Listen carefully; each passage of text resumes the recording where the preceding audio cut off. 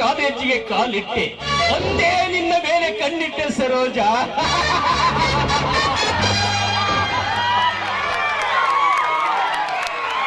ಹಸಿದ ಹುಲಿ ಜಿಂಕೆಗೆ ಹೊಂಚು ಹಾಕುವಂತೆ ನಿನ್ನ ಯೌವನವನ್ನು 106 ಸಲ ಉಂಡು ತೃಪ್ತಿ ಪಡಬೇಕೆಂದು ಇಚ್ಛಿಸಿದ್ದಕ್ಕೂ ನನ್ನ ಛಲ ಯಶಸ್ವಿಯಾಯಿತು.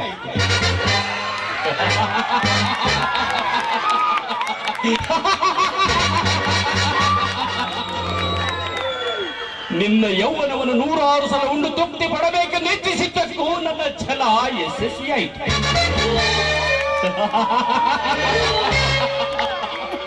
ನೀನು ಹೂವಾಗಿ ಒಲಿದೆ, ನಾನು ತುಂಬೆಯಾಗಿ 106 ಸಲ ಚುಂಬಿಸಿದೆ ನಿನ್ನ ದೇಹವನ್ನು.